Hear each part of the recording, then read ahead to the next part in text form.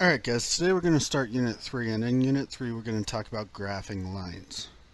Alright, couple things we need to talk about before we get into anything to do with creating tables is the concept of a line. A line, ladies and gentlemen, is depicted by an equation with two or more variables most of the time.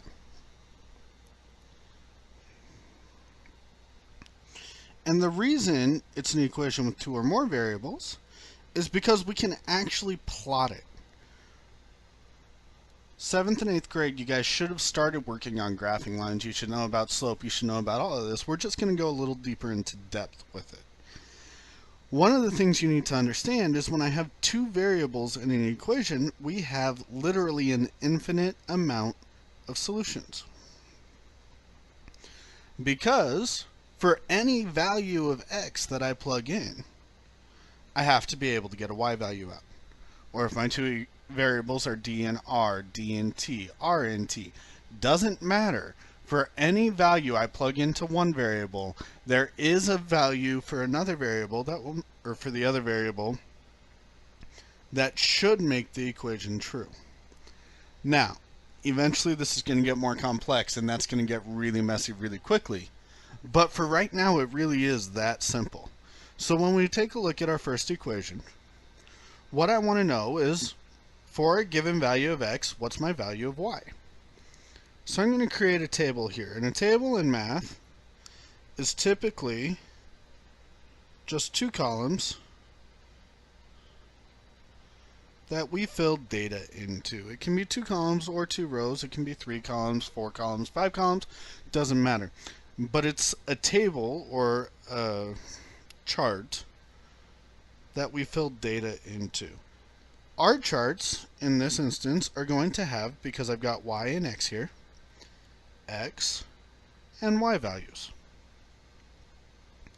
Underneath the x and y values, you need to leave space for 5 sets of numbers. Okay, today all we're talking about is how do I create the table. So I start off by going into this middle value, and the middle value is always 0. Okay? Then I look at my coefficient of x. My coefficient of x at this point is 2. If I were to write it as a fraction, it would be 2 over 1. So this 1 right here tells me what I count by. My denominator dictates what I count by. That way, when I plug numbers in for x, they're always going to cancel out. So I'm going to count by 1s. I go up 1 again. Down 1, down 1 again. Alright? Now all I need to do is take all these numbers, plug them in for x, and figure out what y equals. So y equals 2 times negative 2 minus 3. Y equals 2 times negative 2 is negative 4 minus 3. Y equals negative 7. So when x equaled negative 2, y equaled negative 7. So we go ahead and we take care of that. Now we're going to repeat the process, this time for this negative 1 right here. Y equals 2 times x is now negative 1 minus 3. Y equals negative 2 minus 3. Y equals negative 5. So I plug a negative 5 in here. Now we use 0. Y equals 2 times 0 minus 3. Y equals 0 minus 3. Y equals negative 3. What I want you guys to do is please go ahead, pause the video, fill in the rest of the table, push play when you guys are ready to move on. Alright, that should have been plenty of time. Your next value should have given you negative 1, and then the value after that should have given you positive 1. This right here is a completed table. Now we're going to go ahead and move on to the next problem. In this problem, we've got y equals 2/3 x plus 4. Sorry, I have no idea why it was writing that slow. So again, I start off by creating my table here. 2 columns. X column, Y column. I split it into 5. 1, 2, 3, 4, 5. Middle value of x is always 0. My denominator determines what I count by, so I'm going to count by 3s. Up 3, up 3, down 3, down 3. Okay? Now all I do is I plug those values in. We start with negative 6. Up here we got y equals 2 over 3 times negative 6 plus 4. Negative times positive is a negative, so y equals negative. 6 times 2 is 12. 6 times 2 is 12.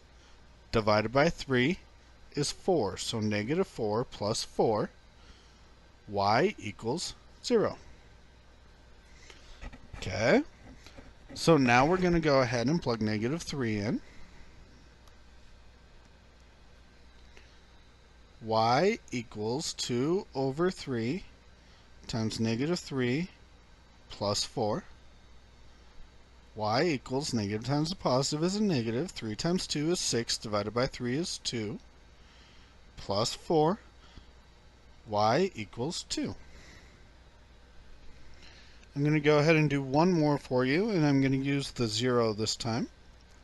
So y equals 2 over 3 times 0 plus 4. Y equals anything times 0, 0 plus 4. Y equals 4. That's it. Alright, ladies and gentlemen, I want you to fill in one more time the last two y values. When you guys are ready to, or pause the video, when you guys are ready to move on, push play.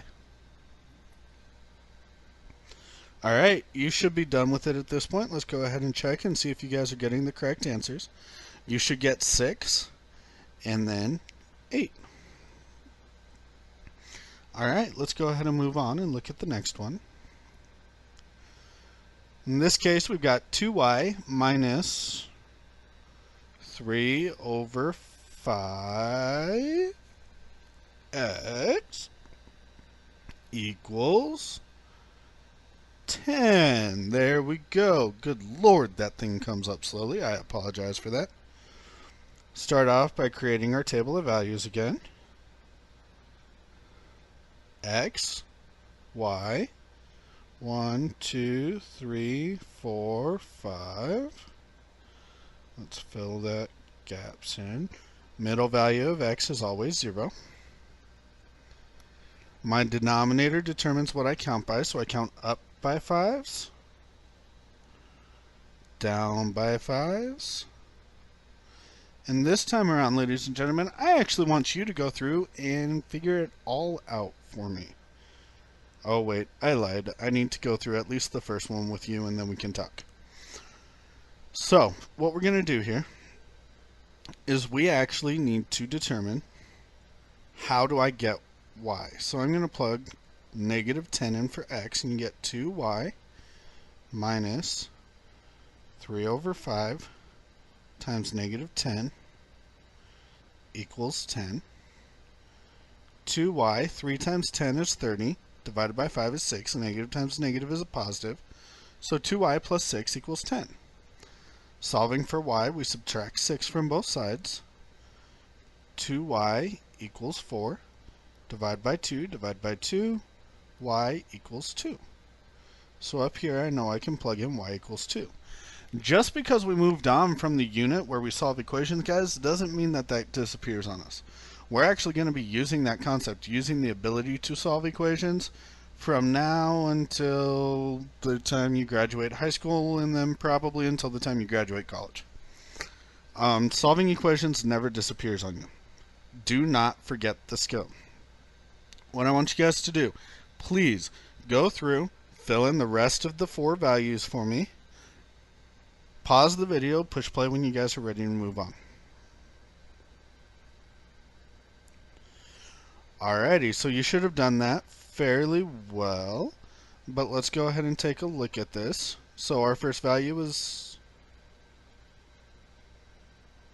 wow, brain fart moment, I apologize for that. Our first value was 2, our second value is going to be 2y minus 3, or 2y plus 3, I apologize. 7 over 2. Okay. Our next value is going to be 5. Our next value is going to be... Ever just had one of those brain fart moments, guys? I apologize for that. I'm going to add 3 halves to that, so that's going to give me 13 over 2. And our value after that is actually going to give me 8. There you go, ladies and gentlemen. Oh, good Lord.